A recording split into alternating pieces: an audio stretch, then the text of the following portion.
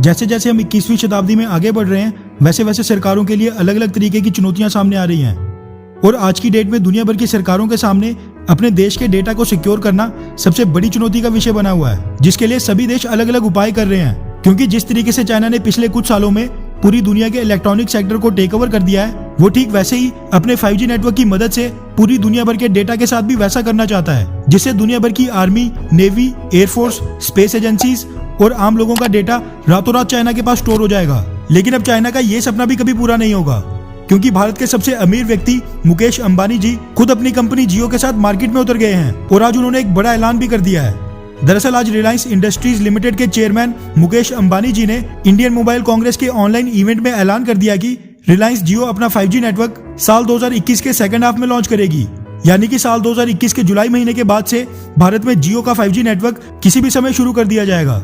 अपनी स्पीच के दौरान मुकेश अंबानी जी ने कहा कि वो भारत में ऐसी क्रांति लाना चाहते हैं जिससे आज के समय 30 करोड़ लोग जो 2G नेटवर्क का इस्तेमाल करते हैं वो भी 5G नेटवर्क पर शिफ्ट हो जाएंगे।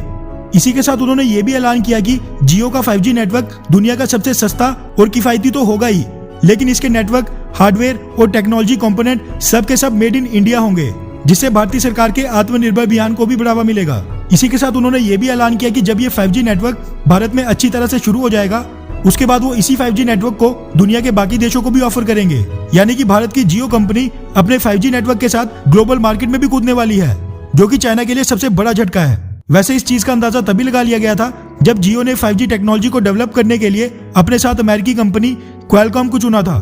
आज के समय 5G नेटवर्क का हार्डवेयर चाइना की हुआवे और ZTE और यूरोप की नोकिया और एरिक्सन कंपनी बनाती हैं। लेकिन यूरोप की ये दोनों कंपनियां नोकिया और एरिक्सन चाइना की हुआवे और ZTE के मुकाबले काफी महंगी हैं और यही सारा गेम पलट जाता था, क्योंकि सस्ते के चक्कर में दुनिया भर की टेलीकॉम कंपनीज आज भी चाइनीज कंपनी हुआवे से ही 5G नेटवर्क खरीद रही थी। लेकिन अब क्योंकि जियो अपने 4G नेटवर्क की तरह दुनिया का सबसे सस्ता 5G नेटवर्क लेकर आ रहा है, जो सीधा सीधा चाइना की हुआवे को टक्कर देगा, तो फिर दुनिया का सबसे बड़ा लोकतांत्रिक देश होने के नाते दुनिया भर के देश भारत पर भरोसा जताते हुए भारत से ही 5G नेटवर्क की टेक्नोलॉजी खरीदेंगे।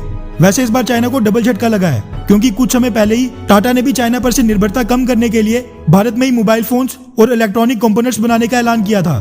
टाटा, महिंद्रा और रिलायंस ये तीनों भारत की ऐसी कंपनियां हैं जो समय समय पर भारतीय लोगों और भारतीय सरकार के काम आई हैं, फिर वो चाहे आम लोगों को रोजगार देना हो या चाइना की फिलाई महामारी के दौरान इमरजेंसी में मेडिकल इक्विपमेंट्स बनाने हो या अपने होटल्स को वुहान वायरस का हॉस्पिटल बनाना हो या फिर सेना की मदद करनी हो।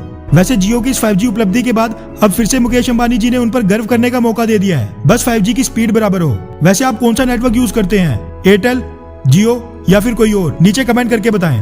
अच्छा सुनो, चैनल को सब्सक्राइब करो, उसके बाद घंटी बजा देना ताकि अगली वीडियो आपसे मिस ना हो पाए। Thank you.